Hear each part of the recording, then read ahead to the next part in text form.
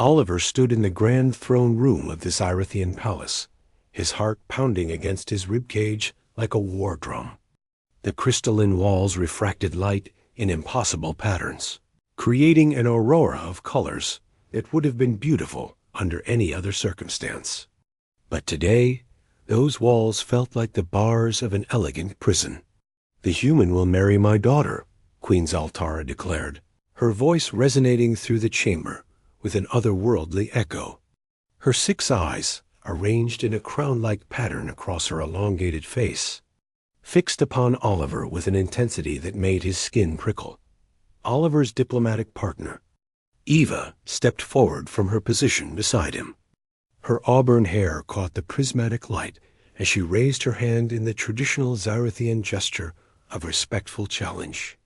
"Your Majesty, with all due respect, humans do not practice arranged marriages. Oliver is a diplomat, not a—" "The convergence prophecy has spoken," the Queen interrupted, her thorax plates shifting in what Oliver had learned was a sign of absolute certainty. "When the star of Terra aligns with our twin suns, a human must join with royal blood, or our worlds will never know peace." Oliver exchanged a glance with Eva. They had been partners for 3 years, navigating the complex web of interstellar diplomacy. They had faced down warlords, negotiated with hive minds, and survived a supernova evacuation. But this was unprecedented. Princess Lyranith emerged from behind her mother's throne, her movements graceful and deliberate. Unlike the Queen's imposing figure, the princess was closer to human proportions, though her opalescent skin and the delicate antennae that crowned her head marked her as distinctly Xyrithian. Her 4 eyes, too, were humans would expect them. 2 on her temples regarded Oliver with what he hoped was curiosity rather than malice. "Mother," Lyranith spoke, her voice melodic and surprisingly gentle. "Perhaps we should allow the humans to discuss this matter privately. Their customs differ greatly from ours." Queen Zaltara's mandibles clicked the sound Oliver recognized as reluctant agreement. "You have until the twin suns set. The convergence occurs at dawn. Decide wisely, human. The fate of billions rests upon your answer." As the Queen swept from the throne room with her entourage, Princess Lyranith lingered. She approached Oliver and Eva with measured steps. Up close, Oliver could see that her eyes held an intelligence and depth that transcended species. "I apologize for my mother's directness," Lyranith said, switching to perfect English. "She believes deeply in the old prophecies.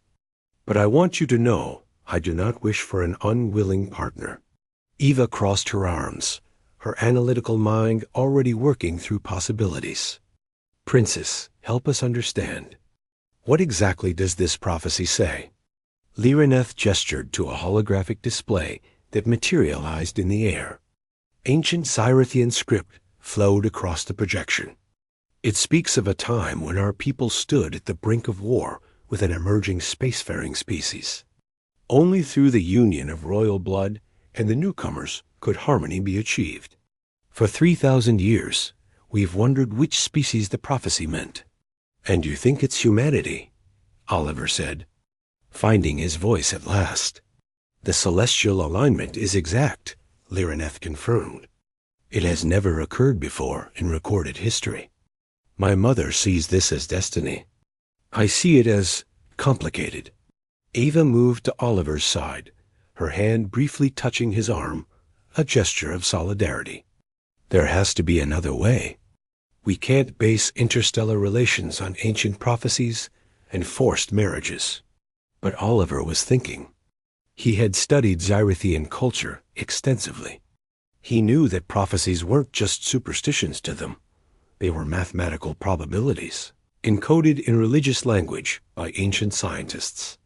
The Xyrithians had predicted solar events, planetary discoveries, even the development of their own technology through these prophecies. What if this one was real? "Princess," Oliver began carefully, "what happens if the prophecy isn't fulfilled?" Lyranith's antennae drooped slightly. My mother will see it as an omen. The conservative factions in our government already oppose human contact. They'll use this as evidence that our species are incompatible. Trade agreements will collapse. The military alliance against the Krell swarm will dissolve. And worst of all, she paused, her voice dropping, thousands of cultural exchange students, human and Xyrithian, will be recalled. Friendships, partnerships, everything we've built in 5 years, gone. Ava's expression hardened. She had a younger sister among those exchange students, studying Xyrithian biotechnology on the colony world of New Kyrax. Oliver looked at Eva, and in that moment, a wordless conversation passed between them, years of partnership distilled into a single exchange of glances. She gave him the smallest nod. The decision was his, but she would support whatever he chose. He turned to Princess Lyranith. I need to understand something first. What does marriage mean in your culture? Because in mine, it's based on love, not prophecy. Lyranith's eyes brightened a Xyrithian smile. Among my people, marriage is a partnership, a commitment to understand one another, to bridge differences, and to grow together. Love, as you call it, is something we believe develops through shared purpose and mutual respect. That's not so different from diplomatic partnership, Eva observed quietly. Oliver took a deep breath. Humanity had reached the stars by taking calculated risks, by building bridges instead of walls. Perhaps this was just another kind of first contact, not between species, but between individuals. I have conditions, Oliver said firmly. This marriage will be a true partnership, not a political prop. Princess Lyranith and I will have time to know each other. We'll work together as equals. And if, after 1 year, either of us feels this isn't working, we can revisit the arrangement. Lyranith's antennae lifted in surprise. You would do this? Risk yourself for peace? That's what humans do, Eva said, pride evident in her voice. We're stubborn that way. Oliver extended his hand, a human gesture of agreement. Princess Lyranith looked at it, then gently placed her 4-fingered hand in his. Her skin was warm, her touch surprisingly gentle. Then I accept your conditions, Oliver of Terra, she said. Perhaps together we'll prove that the old prophecies were wiser than we knew, not in predicting fate, but in recognizing that sometimes the most unlikely partnerships create the strongest bonds.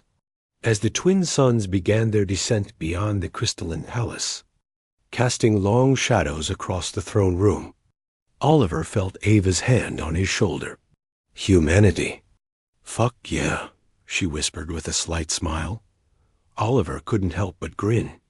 Leave it to humans to turn an alien prophecy into a diplomatic innovation. Tomorrow at dawn, he would marry an alien princess. But tonight, he was simply a human who chose hope over fear, connection over isolation. And really, wasn't that what humanity had always done best?